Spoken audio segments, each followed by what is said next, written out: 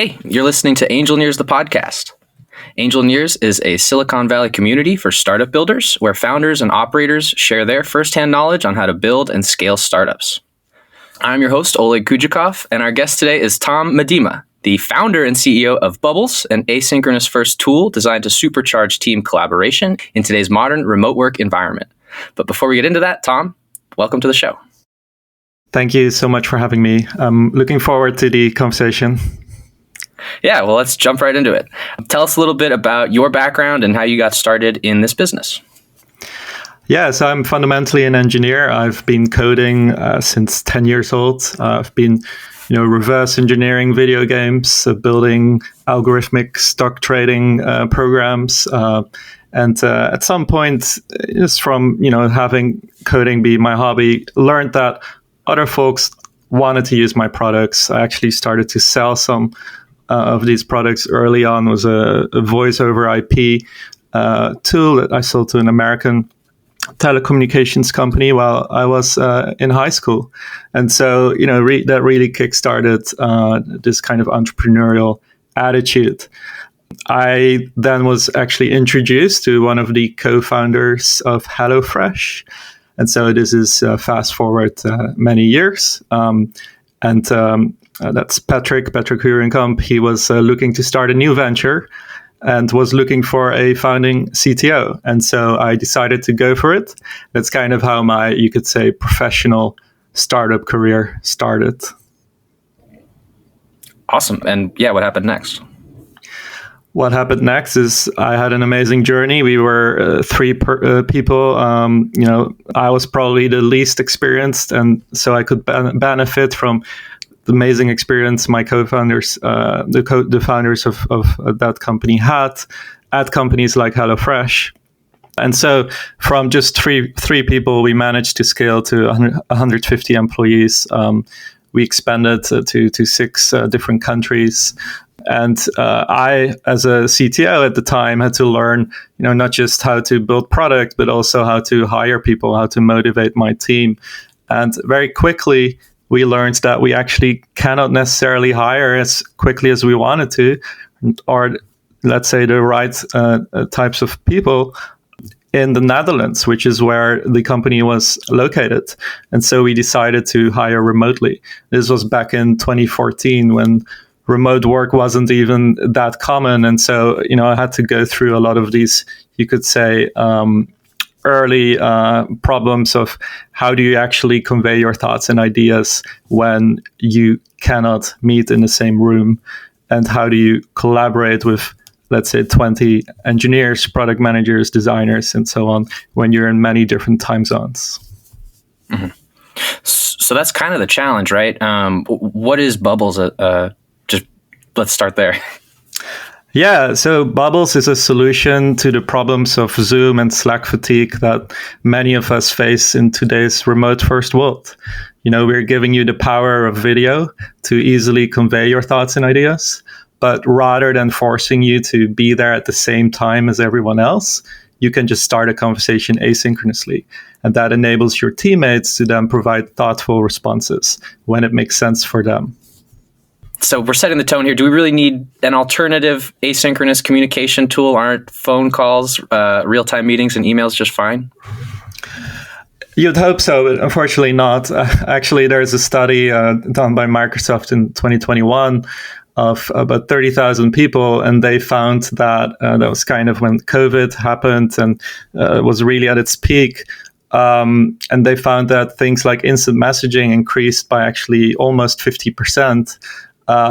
Increase in after hours messaging, working on online documents went up by 66%. But then in that same year, shockingly, 41% of the global workforce was considering to quit their jobs. And so I think it's pretty clear that, our increased, let's say, usage of the tools that we have today, the tools that existed before we all went remote, is just not sustainable. Who uses asynchronous communications and why is it important?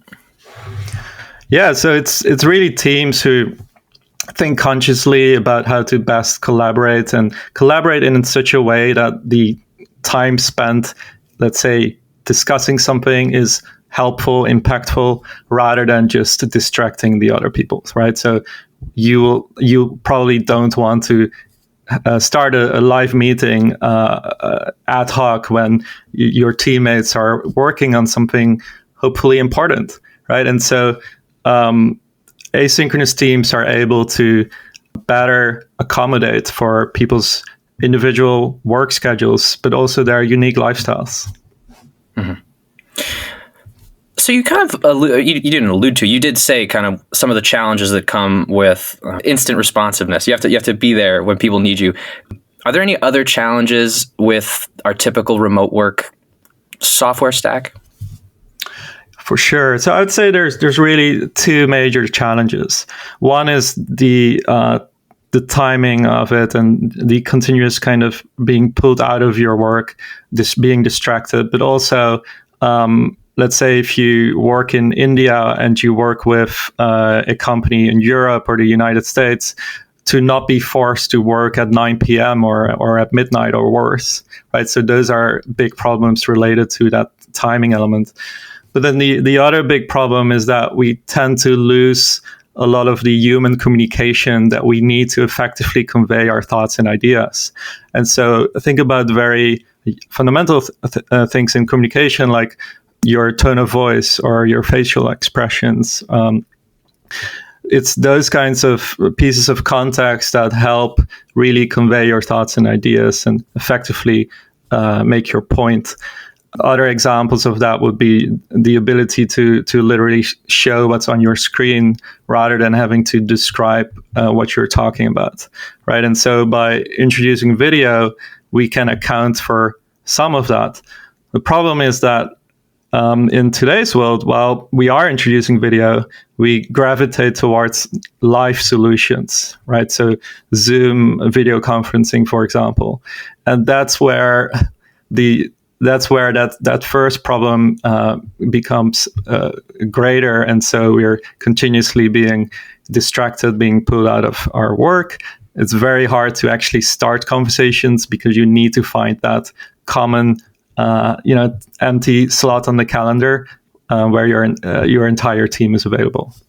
I actually had a thought on this when I was preparing for the interview. Like, you do lose a lot when you're, I mean, first of all, if you're not on video, like if you're doing Zoom calls and you're not even sharing video, right? Like you're saying, a lot of that nonverbal communication gets lost, especially if you're not on video, right?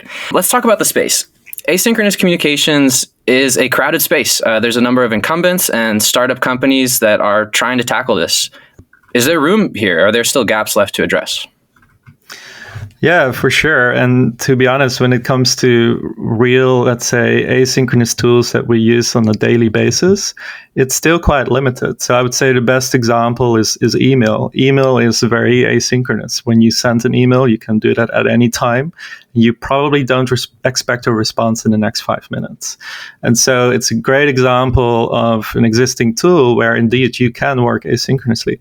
But it also has its limitations, right? With email, it's really hard to convey your points. And so often we end up having to send an email where we then try to schedule a live call, right? And so we're trying to solve for those kind of really unnecessary dynamics. Other examples might be tools like Slack, where you can, if you want to, you can try to set up Slack in such a way that it is more asynchronous. However, it's actually that same Microsoft study of 2021. I think this was focused on Microsoft Teams, but assuming that Microsoft users of Microsoft Teams have similar behaviors as users of Slack, they found that I think 40% of messages was responded to in less than 5 minutes and of new messages. And so unless the majority of folks are not doing anything productive at that time, it follows that in 40% of the cases, people are distracted from the thing that they're doing at that particular time. And so I would say there's clearly a need for a solution, even with the incumbent products that are out there. Do you think it's a feature or a business? I mean, obviously you think it's got to be a business, right? Are you at risk of being market corrected by, say, like a Slack?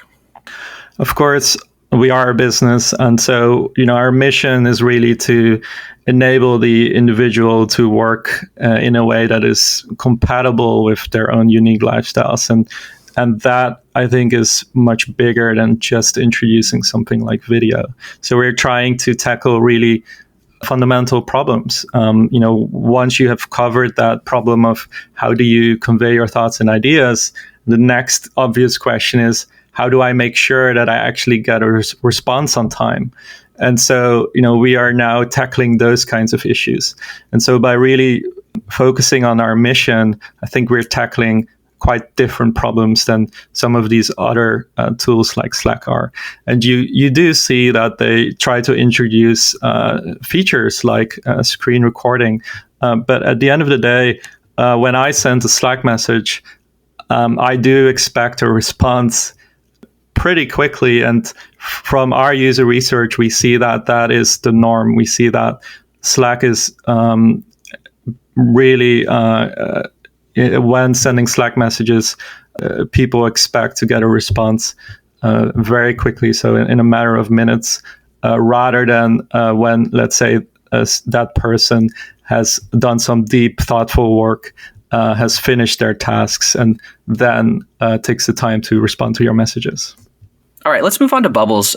You've done really well kind of talking about the market and talking about asynchronous communication. So I kind of want to keep going. What's the origin story here? Like, how did this whole thing get started?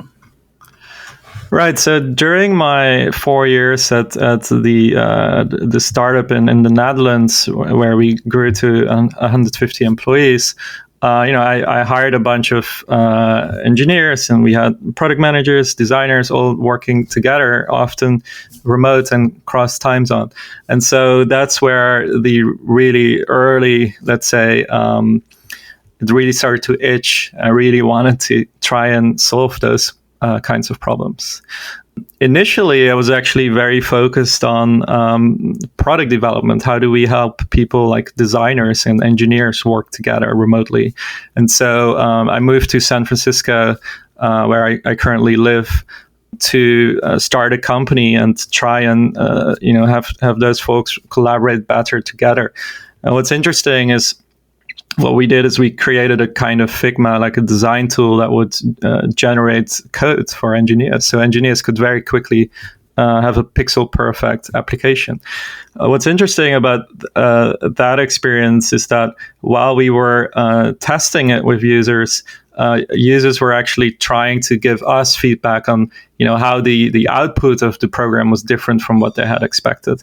And so the way they did that was either through sending a bunch of screenshots over Slack and then trying to describe what it is they're talking about, or by sending Google Docs with collections of screenshots and so forth. And so it became really obvious that actually there is a parallel problem here that may be much bigger than what we're trying to solve today. And so what we did is we created Bubbles originally as a Chrome extension to see if this could help these users give more thoughtful feedback and do that more easily. And it did. People started to talk about it on Twitter. And so, the kind of organic traction that we got from there was a really strong signal that Bubbles was really solving something, a problem that people were feeling in a way that they could really resonate with. And that's where, we really pivoted to Bubbles being the company. And we've seen significant growth since then. With quite little marketing, we now have about 250,000 users who've tried Bubbles, and so I think that says a lot about the need for a solution to the problem, but also how video and asynchronous video is a solution that resonates with users. I want to keep talking about asynchronous video. I really love the mission. When I was preparing for this interview, I got really excited just reading this. And I'm just going to read it. Our mission is to return joy to work, to get back to creativity and productivity, to foster deep work, and to mitigate burnout by moving away from hyper-responsiveness and real-time communication towards greater asynchronous communication. Can you just hammer this point home on asynchronous communication? Like, just speak to why asynchronous communication is going to correlate with, returning joy to work. Sure. So outside of our work, we have our own lives. We have our hobbies and we have families. We might have kids running around. And when we work from home, those things are amplified. And we are starting to see that they're not always compatible with the traditional ways of collaborating while working. And so let's take the example of your kids needing your attention. If you're in a live meeting, that's not necessarily a great time. And so if you were to work asynchronously, that wouldn't be a problem. Of course, there are also more work-related examples of being able to provide more thoughtful answers. If we are having a live meeting and you're asking me a question, I will have to answer on the spot. And it would be kind of odd if I were to not answer. And so you are going to get an answer, but it may not be necessarily the best answer. And by working more asynchronously, we allow ourselves to really think things through, really make sure that we are providing a thoughtful answer. That was a thoughtful answer. But how does it work? I know that it is I believe it's a web browser. Is there an app to go with that, or is it strictly web browser? Can you just take me through using this? Sure. So, being an engineer myself and having kind of a product mindset, I really wanted our users and potential users to experience that benefit of video and async collaboration as fast as possible. So that's why we started by making this a web-first platform, so that if you do arrive on our homepage, you can simply press on our main call to action to immediately create your first bubble. So you can do that today at usebubbles.com, and you won't even have to sign up. We will not ask you for your name or email. You can immediately record your screen and go from there. And so that's why this is a web-first platform. Now, we do offer a Chrome extension, which then allows you to very quickly initiate new conversations, start new conversations. And you can imagine how, we are continuously adding more of those entry points. So the next step for us would be a native application as well as a mobile app.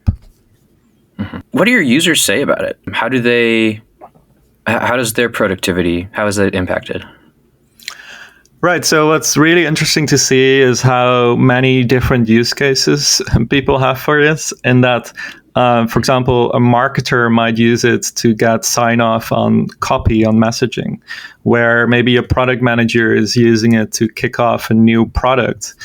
So rather than scheduling a 2-hour call and having to wait for everyone to be available, that product manager can immediately kick off the product, and they will probably walk the team through maybe a Notion doc or a task on Jira and so on. So those are some example use cases. We also see use cases that are less about screen sharing and more about just recording your face and really having a more human conversation without necessarily scheduling another call. And that's often useful, for example, when you had a one-on-one scheduled, but the other person couldn't make it for whatever reason. You might then send a bubble instead. I got to say, while you were talking, it kind of just clicked for me. How much time has been wasted? How much time I've seen wasted trying to schedule a meeting, to talk about a ticket or a feature and it ends up waiting for 5 days or a week because someone's out of the office. Next, who are you on this journey with? How have you kind of built your team, and who are the people behind your company? Yeah, so we're a scrappy team of just 9 people. We're all startup, you could say, veterans, very passionate about remote work, collaboration. And so we are also a remote first company. We have people working from Hawaii to New York. We have digital nomads literally traveling across the globe while working on Bubbles. And so, by creating a team that really lives and breathes the vision, I think we are much more capable of actually achieving that vision. Do you eat your own dog food? We do, yeah. I mean, we use Bubbles every day and all the time. And so we are very dependent on Bubbles. And by doing that, we also understand, what are some of the challenges still in asynchronous work. this allows us to then, of course, try and solve for those challenges. All right. Next, let's look under the hood. Talk about your technology stack and what kind of important choices you had to make early on. Sure. So without going too technical, we obviously, like any product, you have to make some decisions in terms of how quickly do you want to go to market, how much technical depth can you accept.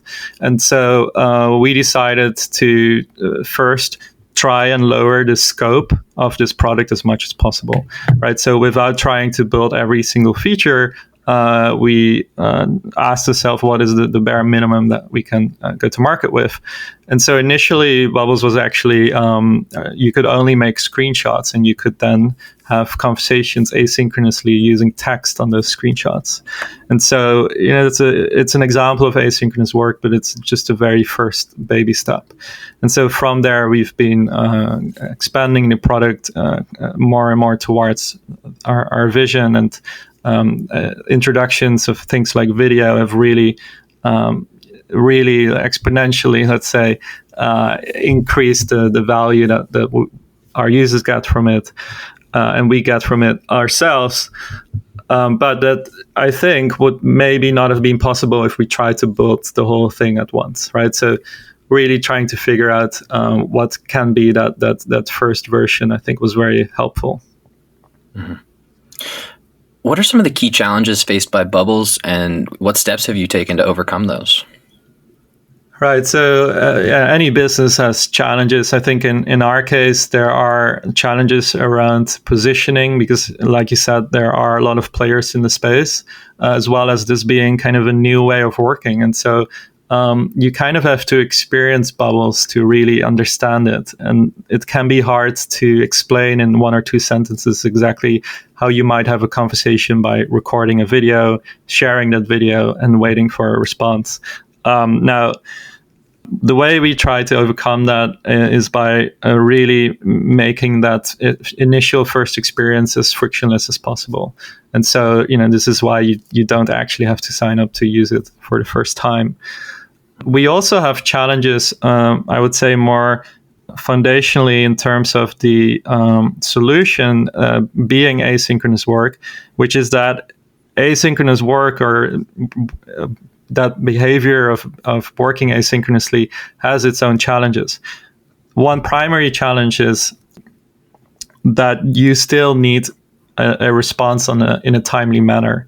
So asynchronous doesn't mean that things have to go slowly or that you're going to get a response in 2 weeks. It could be that you need a response in the next 4 hours.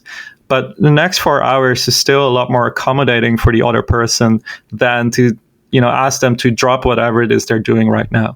And so introducing that concept of, you could say, when do I need a response by, we think is an important solution, and it's kind of a next step for Bubbles. So where at first we've solved that problem of, you could say, context right through video and the first steps toward asynchronicity by allowing you to start this conversation and respond asynchronously. The next step for us is to really deliver on that coordination of the conversation. How do you know that you're going to get a response on time, and how do you have the same, let's say, level of confidence that you're going to get a response as if you were to schedule a live call? It's really interesting to hear you talk. You are kind of reimagining how remote work should be. What are some of the key milestones so far that you've achieved along your journey? So I would say primarily we are really proud of our kind of product-led growth approach, where we don't invest a lot in things like advertising, but rather we have our users spread the word, and they want to spread the word because that's how they get value from the product. In collaboration, there are multiple stakeholders, and so that's how Bubbles can grow more organically. And so we're quite proud of our ability to actually have our users, let's say, do that organically. And as a result, we've seen a 250,000 people give Bubbles a try. So you mentioned, I don't want to call it deadlines, but what are you calling it? Respond by this certain time? Are you calling it deadlines? I like to stay away from the word deadline because I think when you start a conversation, there are often a lot of unknowns, and so it may actually be the other person who has a better understanding of what would be a feasible timeline for the request. Now, however, you do need, let's say, a response by a certain time, and so we really like to think of it more as like an expected response time, right? Kind of like an estimated time of arrival, but rather than expecting the whole project to have completed, you at least expect a response. Thank you for breaking that down. What else is on your roadmap? Can you talk about any other exciting things you're working towards? Yeah, so we're working towards a pretty big launch next year, aiming for February, where we will be introducing what we think is a pretty novel way to solving for that confidence in asynchronous work. So how do you define, in this new message, in this video message, who are the folks who just need to be kept in the loop versus who's the person or people from whom I really need a response? And then by when do I need that response, right? So really making that clear, because oftentimes, especially in live meetings, we all know these stories of people being in live meetings is kind of being on standby, not really actively participating in the conversation. And so that kind of, you could say, behavior isn't always the best, but at the same time, it does allow for passive collaboration. What we want to do, though, is we don't want to force those people to, let's say, be a part of that entire 1 hour conversation, but rather that you can add them as someone who I would like to keep in the loop. And they can then decide for themselves if this is something they need to be aware of, or maybe they can play it at 2x speed so they can go through it more quickly. Right, so those are the kinds of bigger, you could say, pillars that we're building to try and really enable asynchronous work and make asynchronous work really better than you could say synchronous forms of collaboration. Yeah, I mean, it makes a lot of sense when you say standby meetings. You aren't really making the most of people's time when you have live meetings, and only a minority of the group is talking. So that's exciting. And yeah, there's definitely opportunity here. Who's using it? Who are your customers, and how do you build awareness amongst them? Yeah, so because we are so bottoms up, because we embrace product-led growth, a lot of our users, we actually, let's say, we haven't tried to sell to the company that they work at, but rather it's organically being introduced at those companies. Most of these companies are, let's say, smaller SMBs or startups. Oftentimes, they consist of teams of about 2 to 10 people, and then usually they are working on certain projects or products. So imagine teams working on apps, on websites, marketers working on campaigns. Those are the typical kinds of users and customers that we see. And how are you building awareness, or what's your strategy there? So in terms of our go-to-market strategy, most important is actually to understand your users and understand their pain points. And so I really do believe that before we try and sell something, we need to make sure that we've cracked, let's say, product market fit. And we do see that by doing that, by continuously doing research, talking to users, solving for pain points, we actually do see growth. And so the two are very related. And we see that kind of growth because we make sure that our product has an inherent loop. By sharing a bubble, you're introducing more people to the platform. And so we see that every new person introduces, on average, about 3 other people to the platform. So you can see how that has a compounding effect. Other than that, we are ramping up our efforts on search engine optimization, SEM. We're looking to establish ourselves more in communities, on social media, and so on. But most of our growth has really come from that bottoms-up PLG motion. From the bootstraps. Have you managed to build partnerships with anyone else, any big players in this space? We actually haven't invested a lot of time in this. We're very open to it, and so we're considering partnerships also with some of the bigger players. We don't always think that these have to be substitutes. We can very easily see how you might, for example, turn a Zoom call into a bubble and then continue that Zoom call asynchronously. And so, tools like Zoom can actually coexist with bubbles, and that's why we're very open to the idea of partnerships. Okay. How about the business model? How does this make money? We are really focused on making sure that we actually, let's say, build a better way of collaborating. And so our first priority is to prove that through user adoption and user growth, metrics and like engagement and frequency of use and stickiness and so on. And so second to that is, okay, how do we then make money?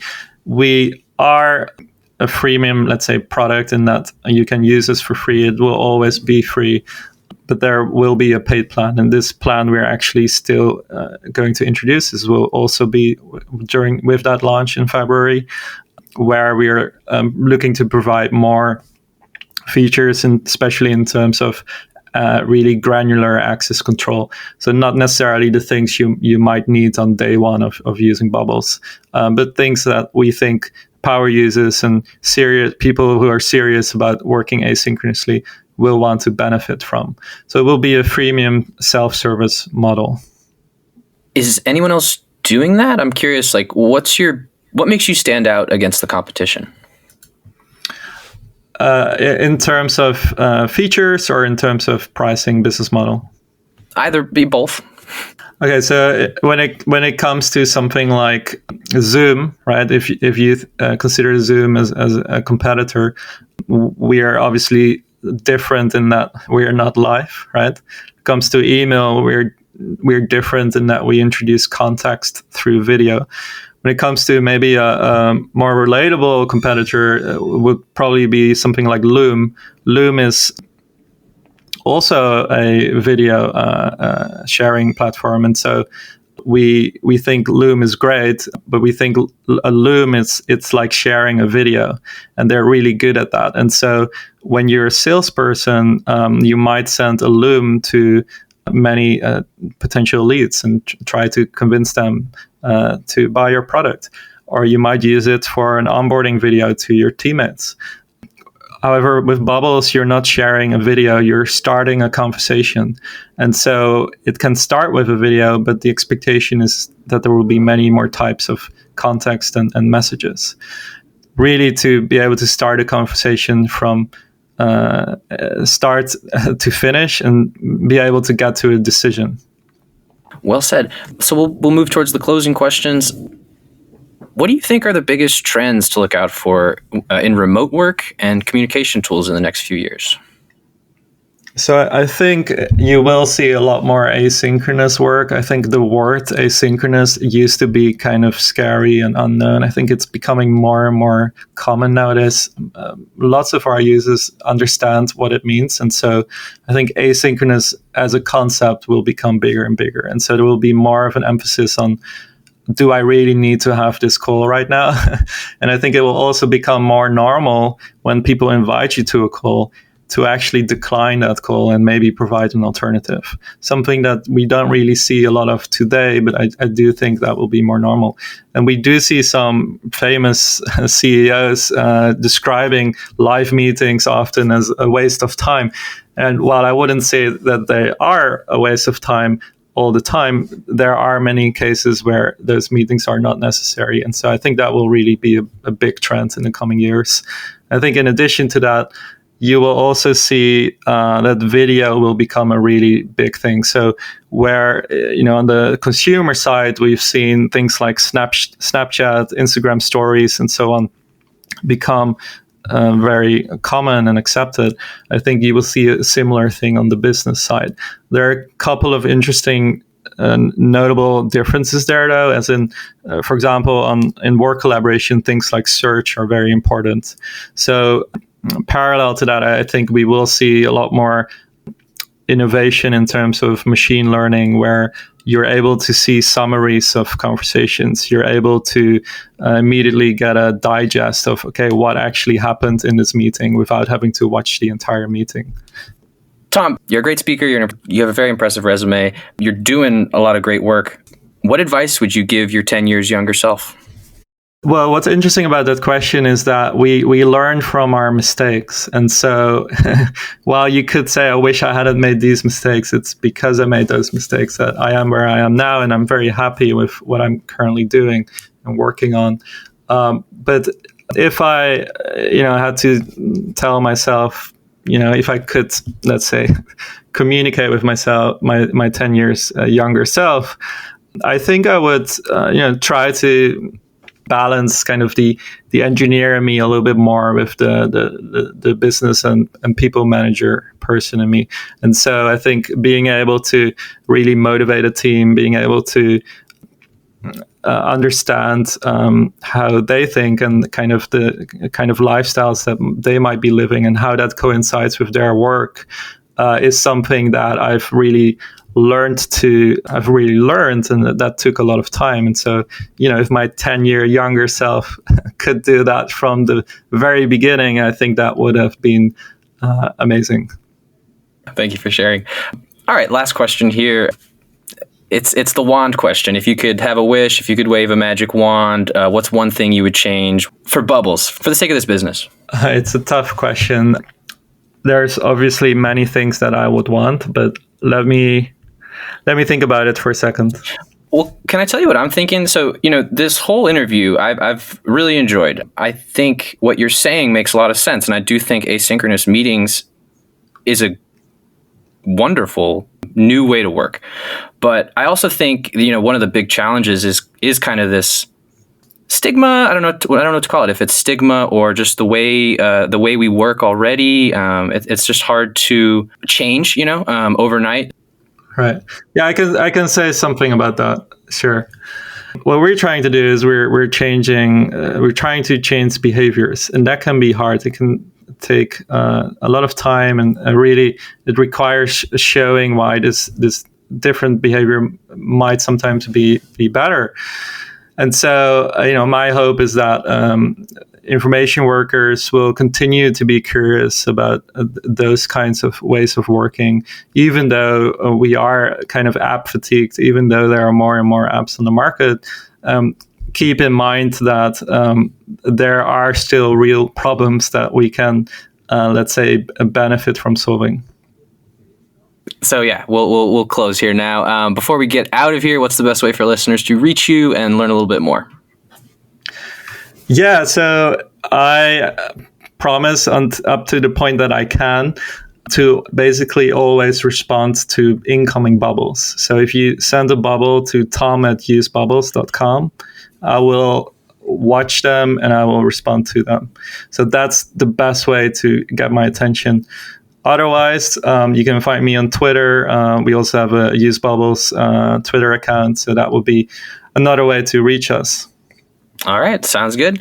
We'll end the show there. If you liked it, please subscribe wherever you listen to this podcast and leave us a rating there too. Thank you, Tom, for joining the show. We appreciate your time and good luck on your journey. Thank you so much. It was great to be here.